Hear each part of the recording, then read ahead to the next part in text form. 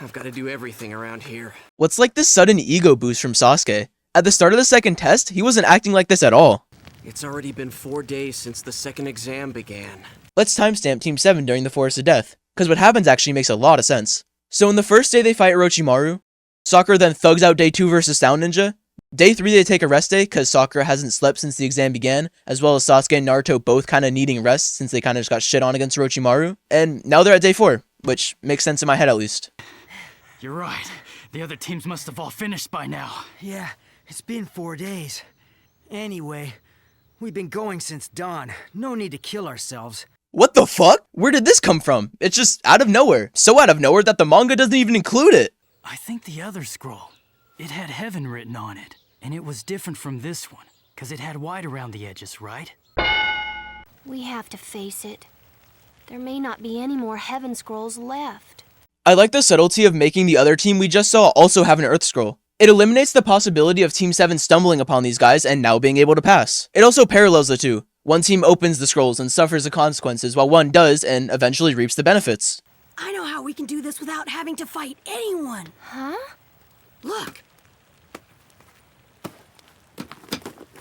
Look at what? This one here actually looks a lot like a Heaven Scroll. If you add another white ring around it, it's pretty spot on. Even if you could fake the outside, how do you fake what's written inside? You couldn't know without reading it, and that's against the rules, idiot! Do you think that people have actually done this before? Like fake the outside and just kind of wing it? Wouldn't it technically work? I'm gonna go more into it in a couple episodes, so we'll come back to this topic. Also, if Sakura saying idiot is like 100% a soundbite now. All I get is that you're a Nimrod. Huh? We've never even had a heaven scroll, so how in the world are we gonna fake what's inside it? What? Yeah, you did. You had it at the start. Idiot! Something I really like about Naruto is that he's a shitter and a rule breaker. In way too many shonen recently, we've had the main character be kind of like a goody two-shoes, and oh my god, it gets so annoying. So even though Naruto's old as hell, I love that it still stands out through stuff other than the fight scenes. Careful. Take it slow. It might be booby-trapped or something. Yeah. I've thought of that. Obviously you didn't. Idiot! So I was gonna bully Naruto for opening this with his left hand. Like, I was so ready to call it the continuity that in the draft of the script, there was a full paragraph of me ranting about it. But recently, I kind of picked up a book and realized I do the same exact thing with my dominant hand. So, rant postponed, I guess.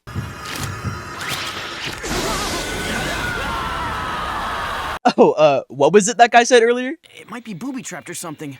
Hey, what's wrong?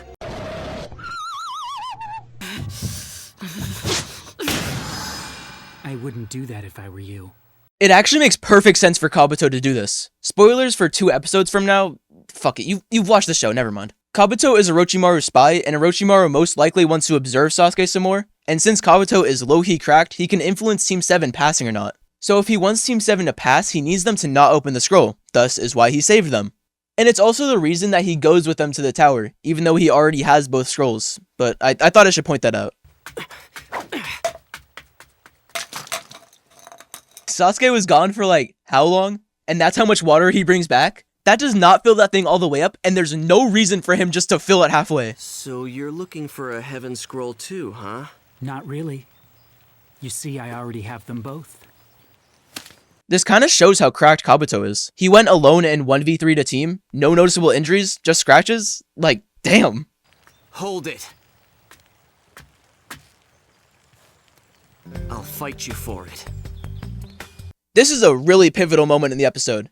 It's actually the cliffhanger of the manga chapter that it's in. This moment changes the tone for the rest of the episode.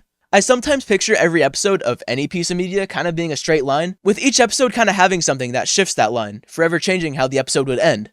It's a moment that stops the episode from being linear, and for this episode, it's this moment. It snowballs everything else, and without it, the episode would kind of just be boring. You're lying.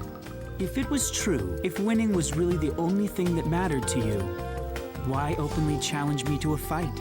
I mean, that's what the Sound Ninja did. And yeah, their plan failed, but it wasn't because they made their plan clear, it's just that they didn't think that there'd be 2 other teams defending 1 person. Also, how inconsiderate is Sasuke? If they had to fight Kabuto right here, Naruto would have to get changed, or he'd be fighting in this, like, oh, it'd be a whole thing.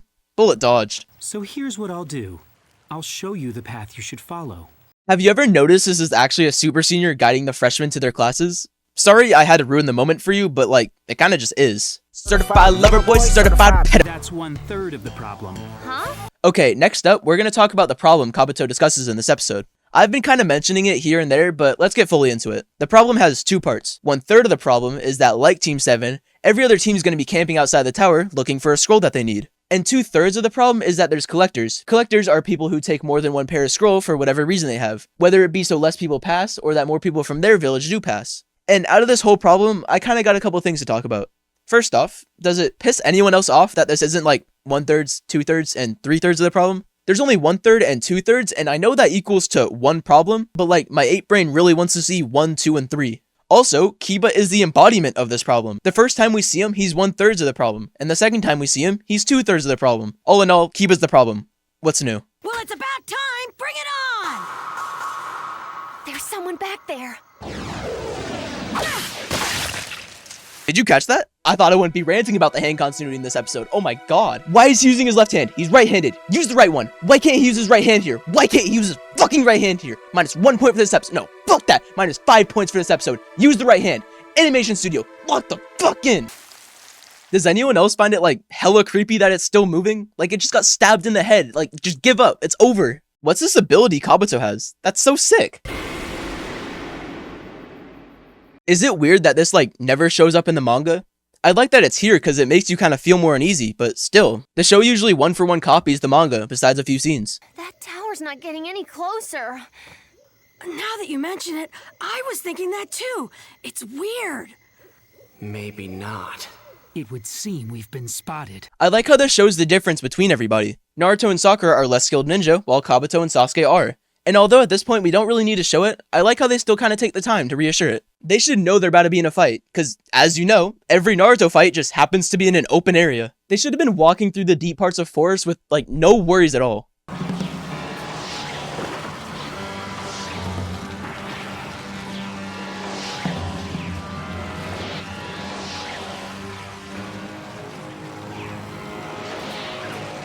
I like how it shows the difference in outfit, which kind of subtly tells us that they're not exact clones. It's a way to kind of explain their jutsu without actually explaining it. It actually gives more questions than anything, and I really like that. Especially when it's at the end of an episode, just like this. You wanted a fight. 4 against 40. I like those odds. Hey, just know that Principal Perry from Lab Rats just said that, okay? I just have to remind everyone. We've been at the point of the Forest of Death where I find mid, and out of that 3-episode stretch, and out of all times I've watched Naruto, I've kind of come to the conclusion that this is the best episode out of that mid stretch. There's really good moments in this episode, such as Kabuto kind of finally spawning back in, and also Sasuke basically changing how this episode will turn out. And the last half of this episode is the strongest, which is a good sign for the time ahead.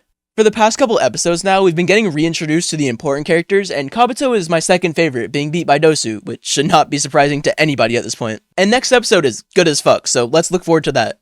And yeah, I know this episode's short, okay? Shut up. Anyways, next episode. Clone versus clone. Mine are better than yours.